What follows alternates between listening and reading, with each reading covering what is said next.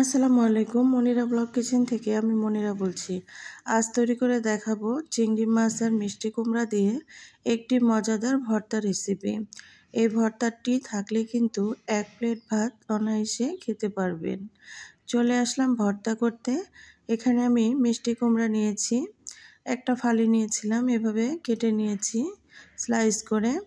আর নিয়েছি এখানে দেশি চিংড়ি, পেঁয়াজ, রসুন আর নিয়েছি কাঁচামরিচ। এবার ভর্তা করতে চলে আসলাম। ফ্রাই প্যানে আমি সরিষার তেল দিয়েছিলাম, দিয়ে গরম করে নিয়েছি। এখন আগে থেকে কেটে রাখা মিষ্টি কুমড়োগুলো একটা একটা করে এভাবে বিছিয়ে দিব। উপরে হাফ চামচ লবণ দিয়েছি। এই লবণটা দিয়ে এখন আমি মিষ্টি কুমড়ার সঙ্গে একটু মিক্সড করে উল্টে পাল্টে ভালোভাবে ভেজে নেব। লবণটা দেওয়ার কারণ হচ্ছে খুব তাড়াতাড়ি যেন মিষ্টি কুমড়াটা সেদ্ধ হয়ে যায়। আর আপনারা অবশ্যই মিডিয়াম আঁচে ভর্তাটা তৈরি করার চেষ্টা করবেন।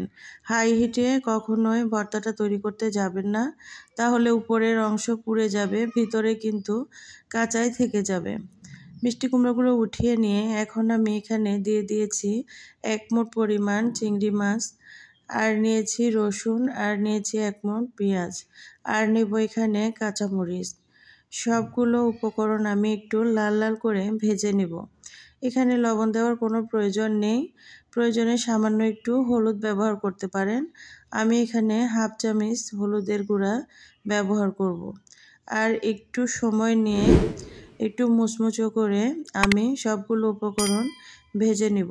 চিংড়ি মাছটা কিন্তু একটু ভালোভাবে ভেজে নিলে ভর্তার টেস্টটা অনেক বেড়ে যাবে।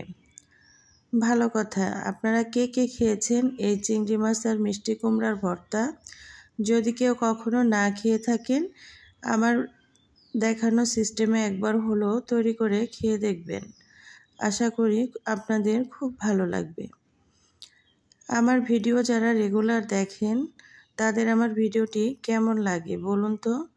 যদি খারাপ লেগে থাকে তবুও কমেন্ট করে অবশ্যই জানাবেন। আর যদি আমার ভিডিও আপনাদের একটু হলেও ভালো লেগে থাকে তাহলে প্লিজ লাইক দিবেন, আর কমেন্ট করবেন, আর বন্ধুদের সঙ্গে শেয়ার করবেন। আর যারা এখনও সাবস্ক্রাইব করেননি প্লিজ সাবস্ক্রাইব করে পাশে থাকবেন। এই যে দেখুন, একদম সবগুলো উপকরণ ভেজে নেওয়া কমপ্লিট। এখন আমি বাটনাতে ডলে ভর্তাটা তৈরি করব। লবণ নিয়েছি, কাঁচা লবণ নিয়ে এখন আমি সবগুলো উপকরণ বেটে নিব। এই বাটনাতে যখন ভর্তা তৈরি করবেন তখন কিন্তু অনেক ভালো লাগা কাজ করবে। মনে হবে সে আগের দিনের মানুষগুলো যেভাবে মাটির জিনিস ব্যবহার করত, ঠিক আমরাও ওইভাবে মাটির জিনিস ব্যবহার করছি। বাটনাতে কিন্তু ভর্তা করলে ভর্তার টেস্ট অনেকটাই বেড়ে যায়। অনেকেই শিলপাটাতেও ভর্তা তৈরি করে, তবে এটি খুব সহজভাবে বাটনাতে ভর্তা তৈরি করা যায়। সহজে ভর্তা তৈরি করার পর সহজে ধুয়ে ফেলা যায়। আর এখন আমি এখানে দিয়ে দিলাম ধনেপাতা দিয়ে, আর দিব এখানে কিছুটা সরিষার তেল। সরিষার তেল ছাড়া তো কখনোই ভর্তা সম্পূর্ণ হয় না, এর জন্য সরিষার তেল দিয়ে আরও কিছুক্ষণ একটু পিষে নিব ভর্তাটা। এই বাটনার প্রচলন কিন্তু রংপুর এলাকায় প্রচুর পরিমাণে তারা ব্যবহার করে থাকে। আমরা কেন পিছিয়ে থাকবো, তাই আমিও এই বাটনাটা কিনেছি এই ভর্তাটা তৈরি করার জন্য। ভর্তা আমার একদম রেডি। এখন আমি বাটনার মধ্যে ভাত খেয়ে নিব, কারণ বাটনাতে ভাত খেতে কিন্তু খুব ভালো লাগে। ভর্তা শেষে এভাবে বাটনাতে ভর্তা খেতে কার কার ভালো লাগে অবশ্যই কমেন্ট করে জানাবেন। ভালো থাকবেন। এতক্ষণ যারা আমার সঙ্গে ছিলেন সবাইকে অসংখ্য ধন্যবাদ।